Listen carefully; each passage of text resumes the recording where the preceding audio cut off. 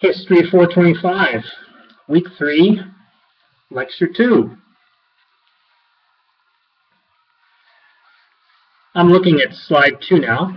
In this part of the lecture, I hope to show how the Tibetans attempted to preserve their independence from China in the 1920s and 30s, and the ways that the Kuomintang, the GMD, the KMT, the Nationalist Party, the Chinese Nationalists, the way the Kuomintang tried to bring them back into the Republic without expending any military effort. Even when they began those efforts in 1928, they did not want to invade because they were too busy with other things. The ambivalence that the Tibetan leaders showed in asserting their independence and the failure of Chiang Kai-shek to make any progress without an invasion were perhaps the roots of the Chinese Communist decision to invade in 1950. Indeed, there may be a connection between these events and what continues to go on between China and Tibet to this day. Let's go on to slide 3.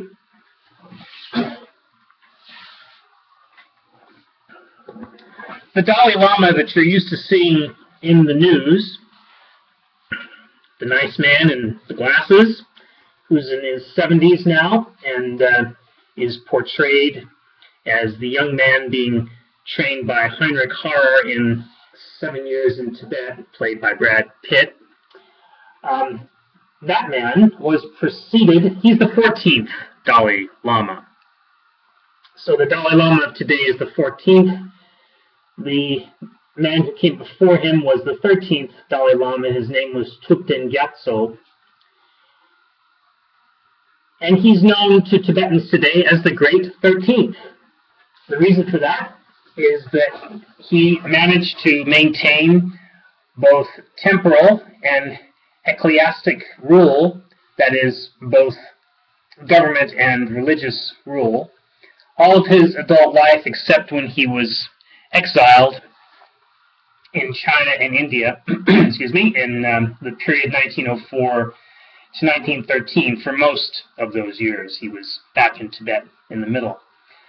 And so he was, he's known as the Great 13th because he's the only Dalai Lama who ever did that, who ever ruled both government and religion his entire adult life with a small break in between.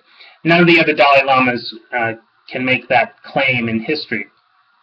He was pretty good at playing off China against Britain and Russia, and he was a very good politician, domestic politician in his own right, balancing his own reformers and conservatives, and managed to avoid civil war that actually came about briefly after he died. He also was very good at understanding the ambivalence of the British. Those British who came to know Tibet and traveled there and lived there tended to, I won't say be taken in, but tended to become sympathetic with the Tibetan cause. Nowadays, in the U.S. State Department, they call that clientitis, as if it were a disease. Client being the country you're based in, becoming too sympathetic with your host country's goals, which is easy to do. And we certainly see it in China with people in the State Department, but I won't go there. That's for another lecture.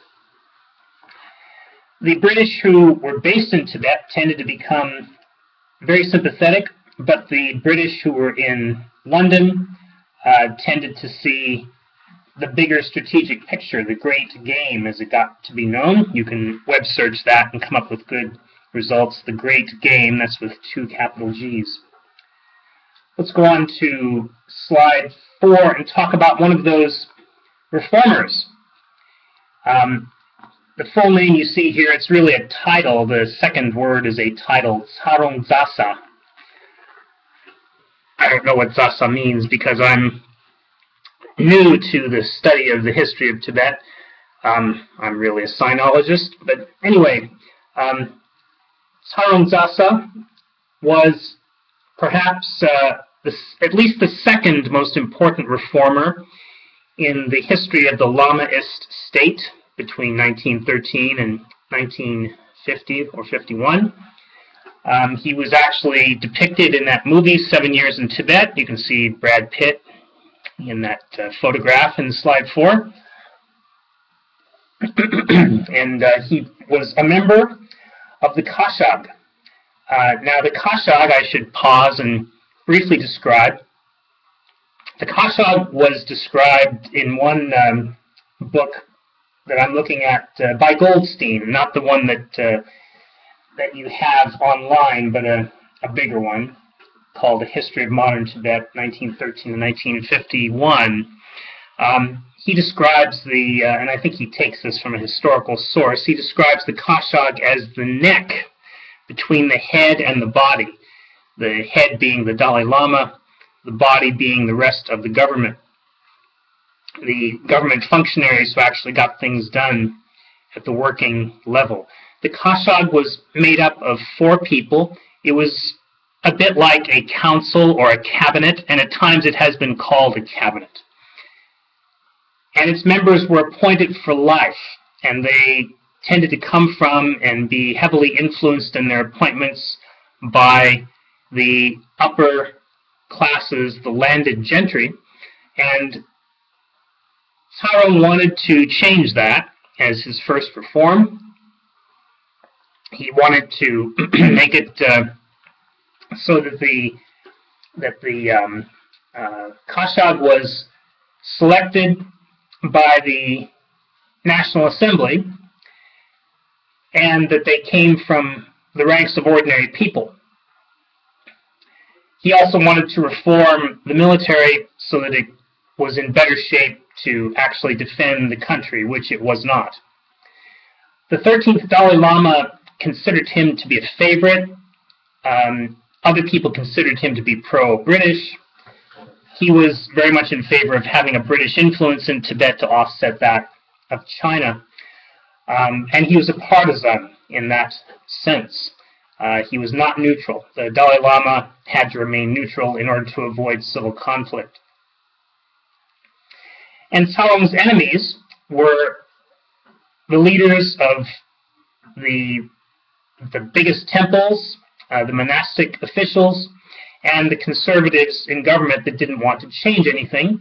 And one of the aspects of Tibetan society that you hear spoken of by Chinese propagandists today, and they're not far off the mark when they say this, is that Tibet at this time was a feudal society where there was rule by a landed elite, landed gentry, and where Tibetan peasants were virtual slaves. The virtual slaves part, there's some truth to that, but it's not really the way the Chinese depicted it as far as I can see. But it's true that Tibetan society was sharply divided, and it still is, between the rich and the poor. Sarong, when he was visiting, I think it was either India or Europe in 1925. Oh, it was Europe. He was deposed. He had been holding 3 offices. He had been a Shape, or a member of the Kashag, and he had also been commander-in-chief of the army and head of the armory and the mint. He was stripped of those posts while he was overseas. But when he returned, he remained an influential figure.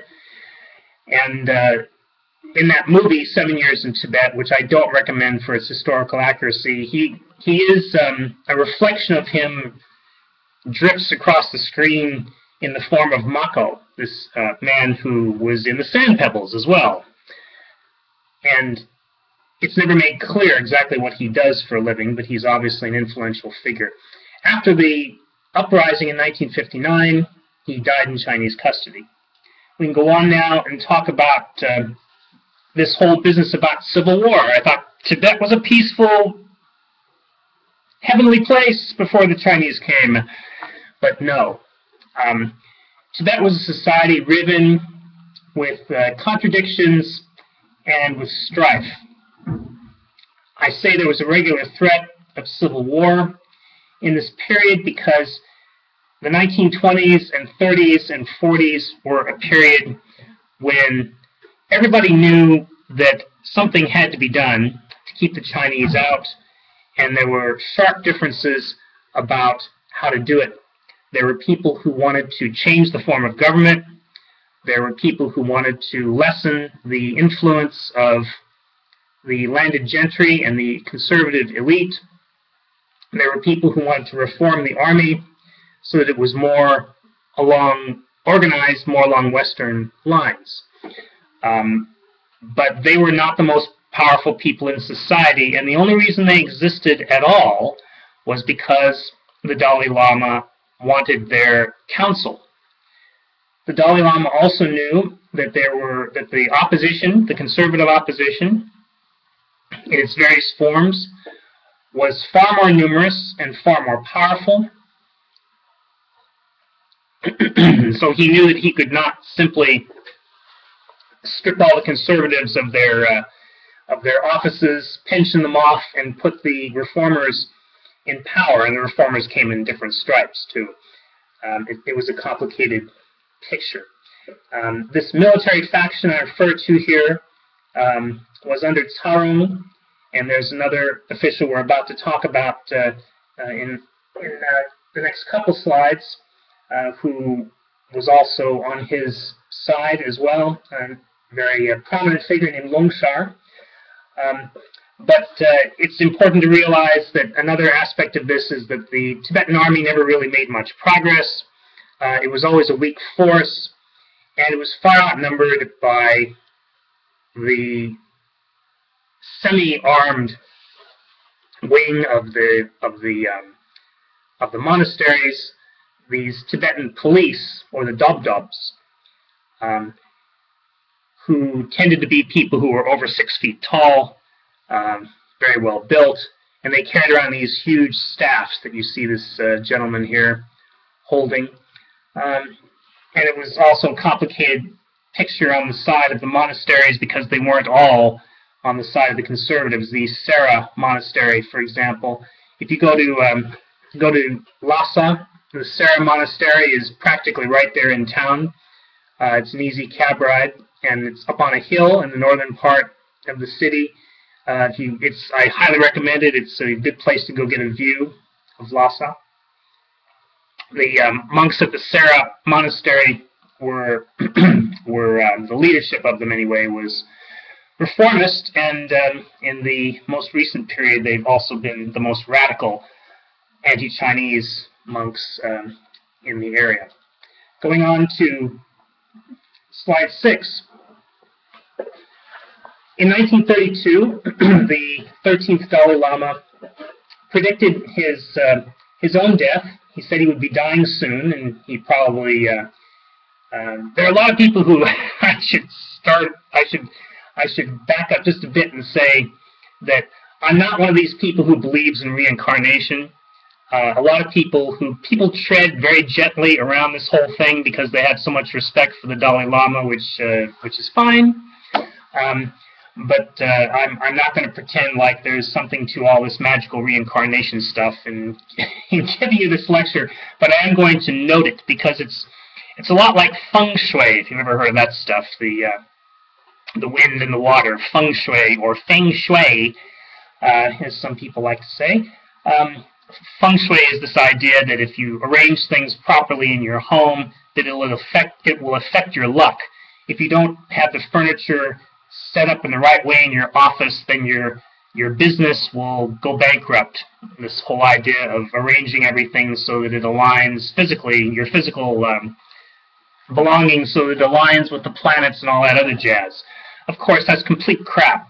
But the point is about it that so many people believe it in China, Hong Kong, Taiwan, Singapore, and parts of the rest of Asia, that if you own a business and you don't have a feng shui master come in and set up your furniture for you, then whenever people who believe in that stuff come in, they're going to look at your business and turn right around and walk out because they're afraid there's going to be an earthquake or something. It's a reality that you have to deal with. And this whole reincarnation thing with the Dalai Lamas and the belief in it is also a perceived reality with many, many people, not only Tibetans. So we have to deal with it. We have to notice it and comment on it. So the 13th Dalai Lama had been, as I say, very masterful in keeping the political balance between the conservative factions and the reformist faction. When he died, there was an immediate power struggle.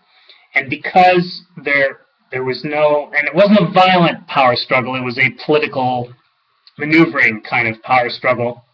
And one of the ways that people made their power felt during this period was in not agreeing to the construction of the Dalai Lama's tomb and not agreeing to the conditions under which the search for reincarnation could proceed. There was a selection by lottery for a regent to take charge of government, since the Dalai Lama had been the temporal leader as well as the religious leader of Tibet. And this man, Reting Rinpoche, was chosen practically by accident. He turned out to be a complete disaster. He was in office until he was caught with a woman. How many years later? I think it was 7 years later. And so since he was caught with a woman and had violated his vows of celibacy, he could not be part of the enthronement ceremony, which he would have to be as the regent of the Dalai Lama when he was chosen, and in 1939. So he was forced to resign, and later on he tried to come back in a violent coup in 1944. This is the way things were playing out, and you won't see any of that in 7 years in Tibet. This is why I'm kind of irritated about it. It presents Tibet as this Shangri-La paradise before the Chinese arrived, which is just a bunch of baloney. Going on to slide 7. Longshar was an even more important reformer. He had lived overseas and had commanded the army after Tsaron was deposed. He was put there by the Dalai Lama, and he was also one of the Dalai Lama's favored figures. He reformed the tax system in order to collect more from the landed gentry, and that really pissed them off, as you can imagine. He also wanted to spearhead this reform I just mentioned of the Kashag so that its members had limited terms and didn't come from the landed gentry. And furthermore, he advocated a tough stand against the KMT, so this made him open to the charge, goofy as it was, of being a Bolshevik, of being a communist. And when he tried to push forward his program in 1934, after the death of the Dalai Lama, he was arrested, and eventually there was a trial, and on the 20th of May 1934, as punishment, his eyes were gouged out, and he was put into jail. And he lived for a few more years. He was eventually pardoned. But by then, his family had also been persecuted. All of his associates were either arrested or at least fired from their jobs. And his defeat was a signal to anybody else who wanted to pursue reform, and it was a definite watershed in the history of the Lamaist state that signaled its downfall. Going on to slide 8. So, knowing of the occasional difficulties in Tibet and having settled matters with the communists, in Nanjing, Chiang Kai-shek decided it was time to start making some inquiries with the Tibetans to see if it was possible, now that the Northern Expedition had been wound up and at least the eastern parts of China were unified, it was time to take a look at Tibet and see if it wasn't possible to bring them back into the fold. And so this young woman, apparently a very capable individual, named Liu Manqing, who was half Tibetan and half Chinese, her father Chinese, her mother Tibetan. She had grown up speaking both languages, was sent with a retinue to Tibet, and she brought 8 written queries with her about how Tibet might return to the motherland. The Dalai Lama's answers were basically in line with a similar agreement. For example, the first query was, how might relations between Tibet and the central government be restored? The Dalai Lama's written answer was, if the central government would treat the patronage relationship between China and Tibet with sincerity and good faith as it previously did, and he's referring to the Ming and the Qing, Tibet, on its part, having always shown sincerity in its dealings in the past, would from now on make an even greater effort to give full support to the central government. So you can hear in that answer that he's not saying Tibet would return to the fold, he's simply saying that they would cooperate. Another question was, how shall the autonomy of Tibet and its scope be defined? And the answer was, from now on, the patronage relationship between the central government and Tibet is going to be faithfully observed, and the central government is to show sincerity to make Tibet feel safe and secure. The area over which autonomy is to be exercised should naturally be the same as before. It is expected that the central government would return to Tibet those districts which originally belonged to it but are now under its control, so that peace and harmony will be the result. And there he's referring to Kham and Amdo, the parts of Greater Tibet which are now and then were in Sichuan province, Yunnan province, and Qinghai. I'll stop here and we'll continue on slide 9.